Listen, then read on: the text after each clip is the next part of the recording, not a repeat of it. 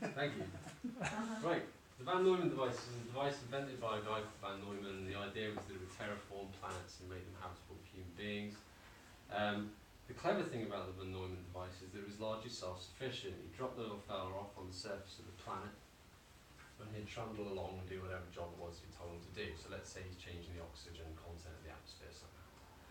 Now, he doesn't have batteries, he's got some kind of method of re-energizing himself, so he can constantly top himself up. So if you imagine having a solar cell or something like that. And he drives around and he does his little job.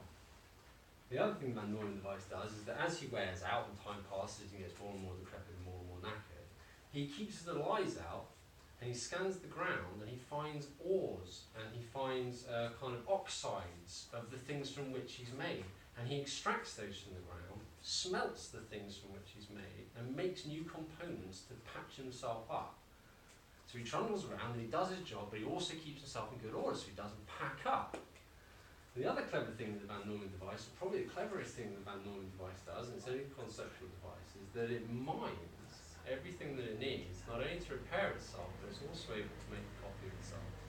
So the Van Neumann device does its job, fuels itself, repairs itself, and also mines all materials from the surface of the planet. It doesn't have anything sent down to it or anything like that. It literally just finds these things and it makes them into another one of itself.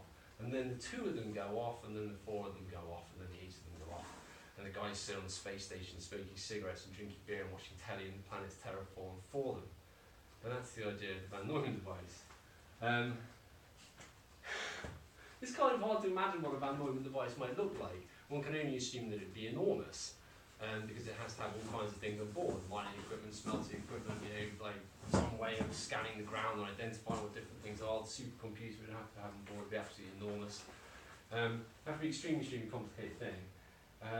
It's not, well, I'm going to say this now, but actually I don't think this is true, but it's unlikely that mankind is ever going to successfully manufacture a Van Neumann device, because the number of jobs that it has to do is just too vast. Within an environment that's just too complicated. However, up until the 1850s, it was believed, in line with an idea called Aristotle's theory of spontaneous generation.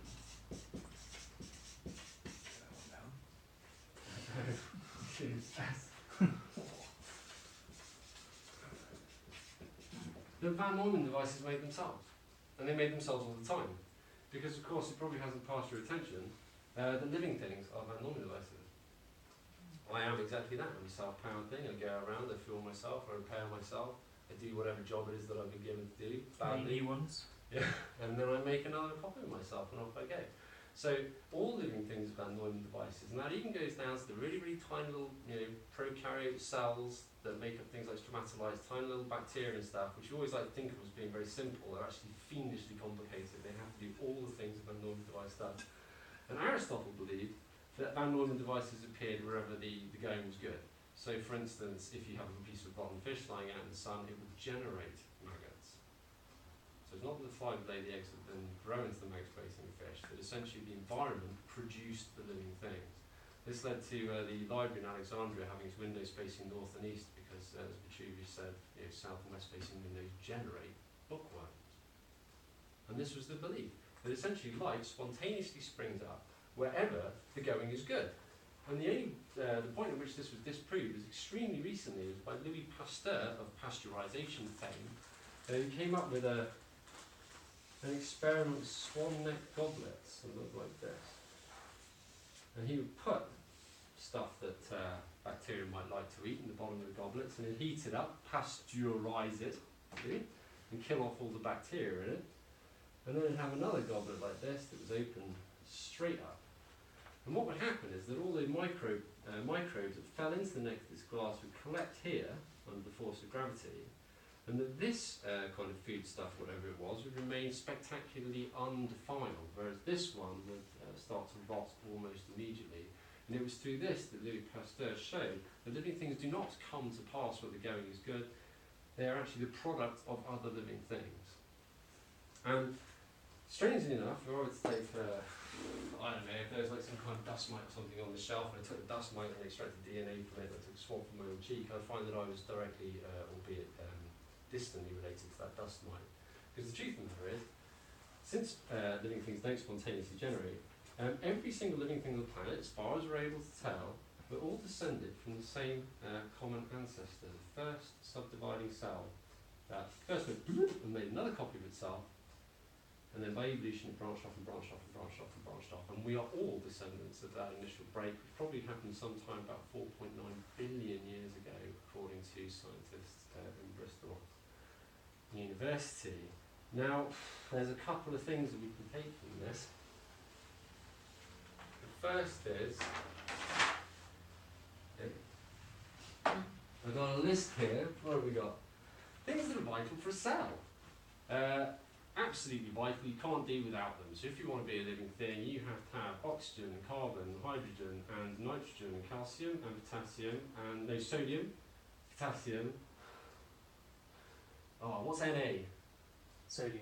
Sodium. It's like that song. What's that? There's a song that goes. Yeah, there is an awful. Yeah. Chlorine and magnesium.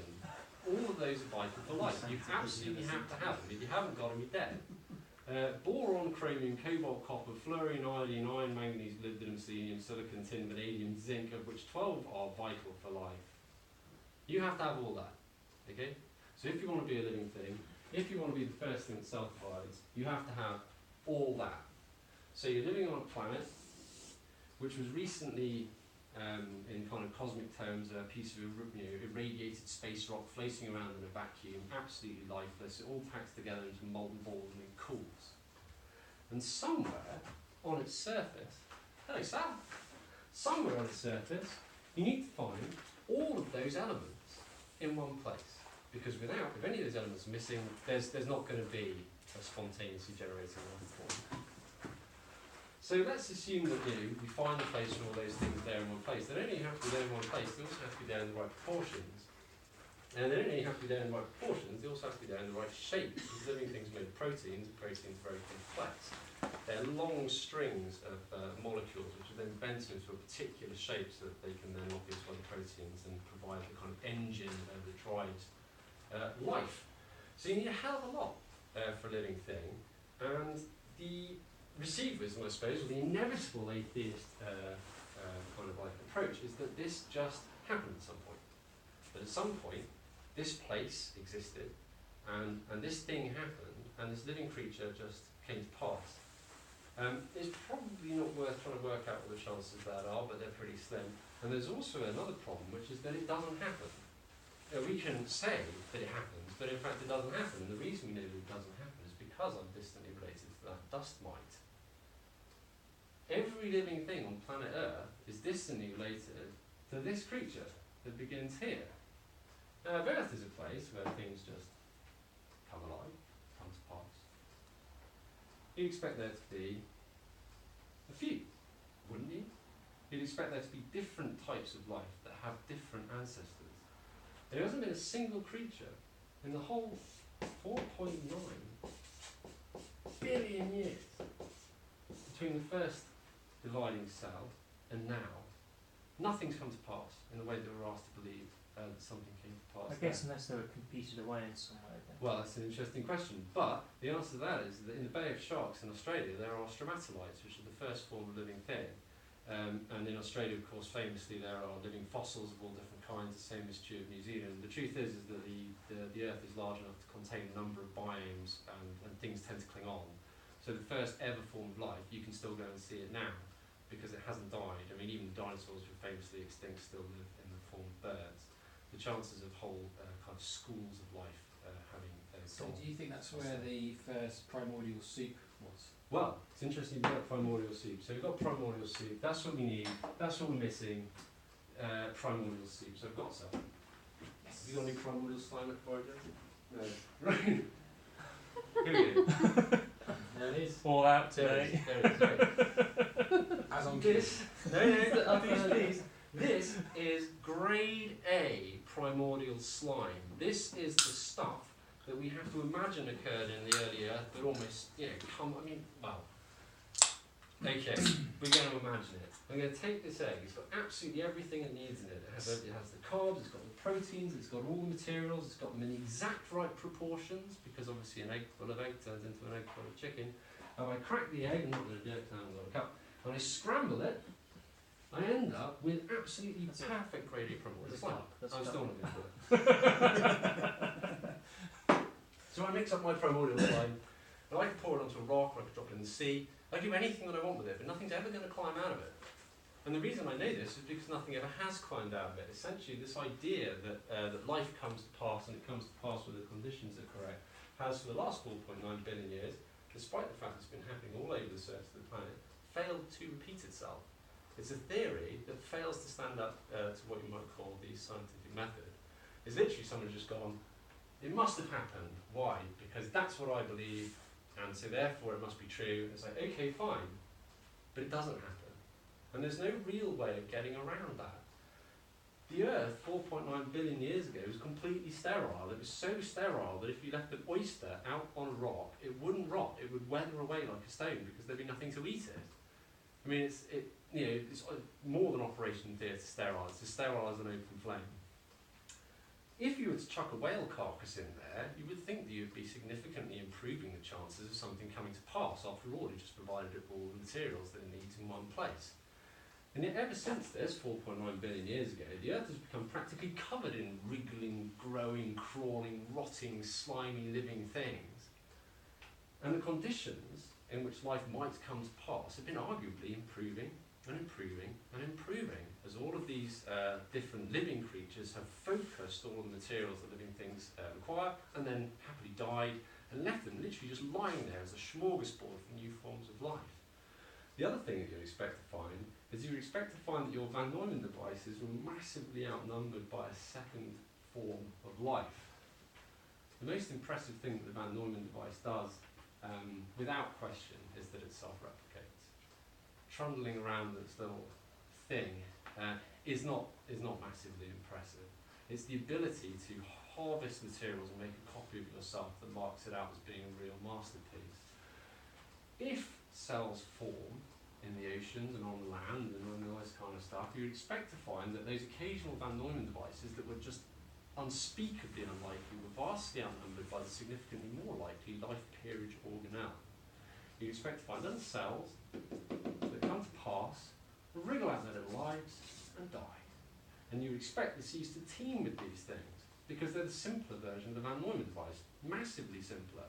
And if the Earth is the kind of place that gives rise to such things, then you would expect this little critter to exist in abundance, and the Van Neumann device, because it's so much more unlikely to exist in significantly lower numbers. You would literally expect the seas to be green with life period organelles that kind of live out their little time, but they can't self-replicate.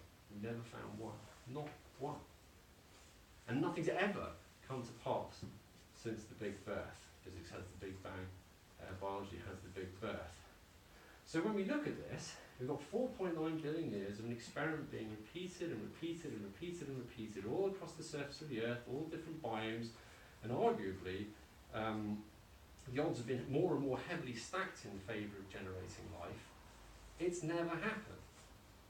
It has failed the test. I mean, we can cling to the idea that it did happen, because we have to cling to that idea, because otherwise, where does that leave us?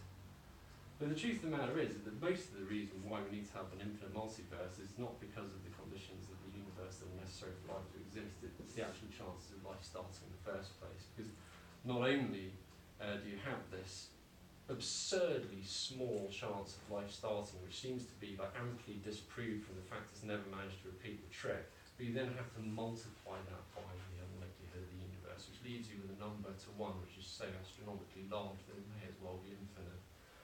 Which is why, as it says in these scientists, let's just read it again. The main motivation for the multiverse is the need to explain why the physical laws underlying our universe seem so finely tuned to allow galaxies, stars, planets, and complex chemistry and life to exist. And then you've got life on top. And what somebody might say if they weren't really thinking about it is, oh well, these things get to be more complicated through evolution. But let me tell you something, until you can self-replicate, there is no evolution. Okay? You need to be able to self-replicate, and you need to be able to adapt over time to become more complicated in order for evolution to get a handle on you. Before you have the first self-replicating living thing, all you have is chemistry. You literally have, if you're lucky, scrambled egg and your fingers crossed. And as I say, the experiment hasn't repeated. Generally speaking, that would mean that scientists wouldn't give it the time of day, but they have to give it the time of day, because otherwise aren't they just relying on God or blind luck? So the chance of the universe existing exactly as it is, if there is only one, or let's say there's a limited multiverse, because actually even theists believe that there's a multiverse, where after all it's God live.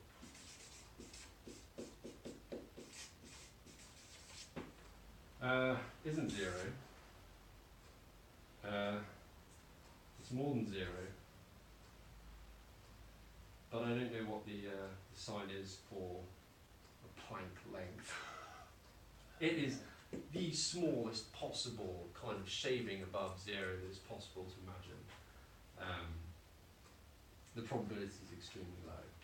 Fortunately, thanks to infinity, we can chuck an infinity grenade in there, and not only do we make the likelihood of it in an actual infinite multiverse.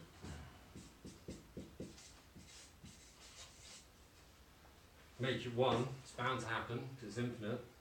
It also happens an infinite number of times. So you literally take a theory which is dying on its feet, you're doing the maths, and it's just becoming less and less and less and less likely, and then you get Gale Cantor come in with the infinity grenade, chucks it in, boom, it's an infinite multiverse, proved, and there's an infinite number of them, high five, freeze frame, you know, that's it.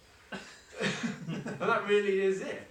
But the problem that this leaves you is that if you use an infinite multiverse, is you prove every possible kind of universe. You know, it's just that every kind of universe exists an infinite number of times, and that essentially makes it a non-theory.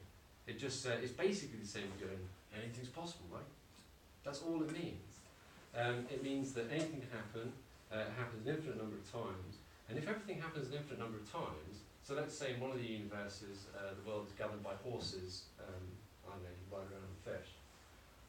It's kind of conceivably as likely as any other universe, because of course an infinite number of universes will contain horses that ride around on fish who govern the earth. And so that's called the measure problem. But as soon as you throw infinity in, it's impossible to make any kind of prediction as to what will happen, because of course anything is possible, and anything's possible an infinite number of times. That may strike you as a bit of a get-out-of-jail-free card.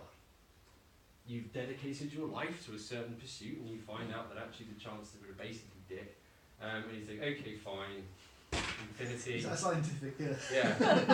100% dick. That's the Planck length you were That's that looking for. Planck length, yeah. Silly, silly little That's plane. the dick. The chances are dick. Dick length. Okay. Not to be confused. For anybody who's watching online, dick is the lowest possible number.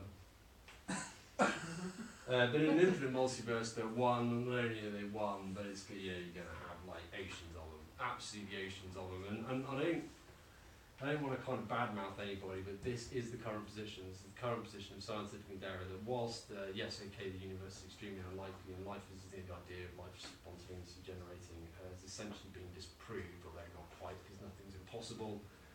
We therefore must be living in an infinite multiverse, and so therefore we're all right, Jack. And so the next thing we're going to do is we're going to look at the probability, both in a limited multiverse and a multiverse, theism, after a drink.